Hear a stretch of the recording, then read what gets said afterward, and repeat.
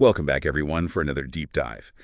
This time we're looking at what's going on with cannabis legalization in Ohio.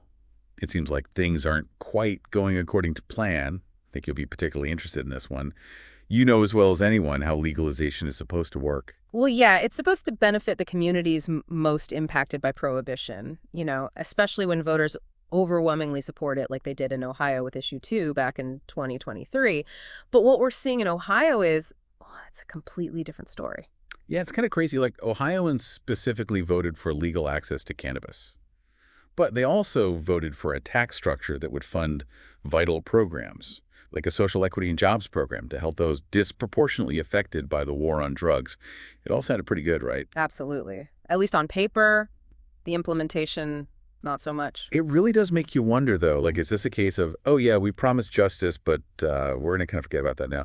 It's like they're all about punishing people for cannabis, but when it comes to actually fixing things, it's like watching paint dry. Right. And it's not just the social equity and jobs program either.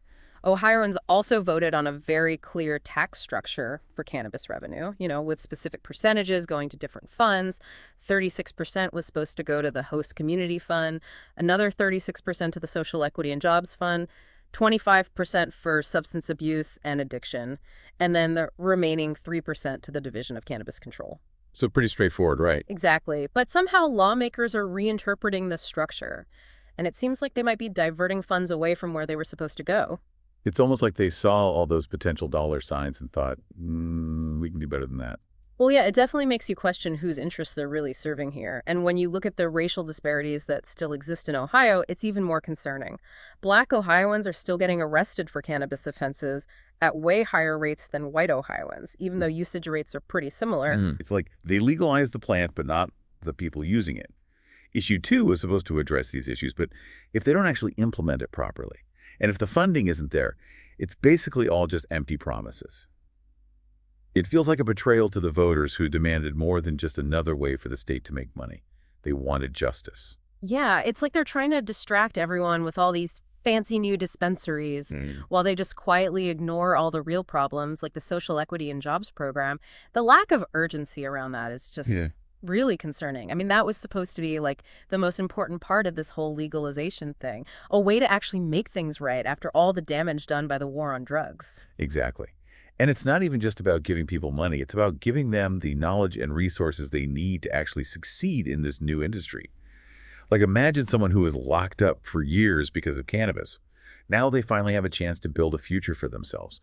They deserve more than just empty promises. Absolutely. And this program wasn't just about financial aid. It was about giving people access to education, job training, legal guidance, all the things they need to actually compete in this industry.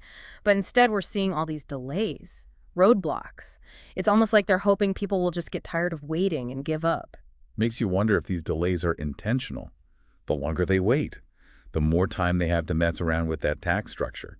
Maybe they're planning to just divert those funds to something else. Yeah, that's a pretty cynical thought. But I mean, we've seen it happen before. With other social programs, you get all these big promises up front, then slowly but surely the funding dries up. They start cutting back on what the program was supposed to do. And eventually it's just a shell of what it was originally intended to be. And that's a really dangerous game to play, especially with something like cannabis. People are tired of hearing all this talk. They want to see real action, real investment in the communities that were most harmed by prohibition. Exactly. Ohio had a huge opportunity here. They could have been a leader, showing the rest of the country how to legalize cannabis the right way. They could have set a new standard for what real justice looks like, for how to create an industry that actually benefits everyone, not just the people with all the money and political connections. Instead, it feels like they're moving backwards. It's not just disappointing, it's a betrayal of the trust that voters put in them. And this isn't just about Ohio either. This is happening all over the country as more states legalize. It's a fight for the future of the entire movement. We have to make sure that the benefits of legalization reach the people who need them most. It's a fight against the people who just see cannabis as a way to make money. And against the people who are still stuck in the past. The ones who refuse to admit that prohibition has been a complete failure. People use cannabis whether it's legal or not. Criminalizing it has done way more harm than good. It's led to mass incarceration, broken families, and it's disproportionately impacted communities of color. It's time for a new approach. One that recognizes the medicinal benefits of cannabis. that respects people's right to make their own choices about their bodies and their health, and that focuses on healing and restoration instead of punishment and control. It's time for Ohio's leaders to decide where they stand. Do they want to be remembered as the state that messed up cannabis reform? Or do they want to be the state that showed everyone how to do it right, how to create a truly just and equitable system? It's their choice. Yeah. But the clock is ticking. It really comes down to this, will Ohio actually keep the promises they made with Issue 2, or will they just keep putting politics ahead of people? And it's not just about Ohio either. The whole country is watching to see what happens. Yeah. Because this could really set the tone for how cannabis reform plays out everywhere. Yeah, what's going on in Ohio right now, it's like a perfect example of the fight between the old way of thinking about cannabis and the new way. You have people who are still stuck in that reefer madness mentality, while everyone else is realizing that prohibition has been a huge failure. I know it's crazy that we're still having to debunk those myths about cannabis being a gateway drug. Like, come on, it's 2024. That's like saying listening to rock and roll leads to heroin addiction. It's just fear-mongering, using scare tactics to control people. Yeah. And to justify discriminatory policies. And unfortunately, these tactics usually end up hurting marginalized communities the most. Yeah, it's like they're saying, okay, fine, you can have legal weed, but we're still going to find ways to punish you for it, especially if you're from a certain community. Which is why that social equity and jobs program was so important. It was a chance to fix some of the damage that's been done and to create a better future. It was about giving people a real opportunity, not just lip service. And recognizing that the war on drugs has really been a war on certain people. Especially Black and brown communities. And it's not just about the economics either. It's about basic human rights. Like the right to access safe and affordable medicine, the right to grow a plant that has spiritual significance for a lot of people. Right. It's about freedom.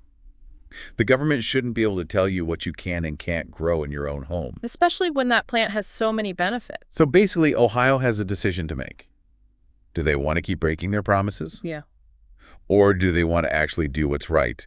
Do they want to be a leader in cannabis justice? They need to start taking action instead of just talking. So we'll be keeping a close eye on what happens in Ohio. And to everyone listening out there, stay informed, stay engaged, and keep holding your elected officials accountable. The fight for cannabis justice is far from over. And remember, the more you know, the better equipped you are to fight for change. Thanks for joining us for another deep dive, everyone. Until next time, stay curious, stay informed, and keep those minds expanding.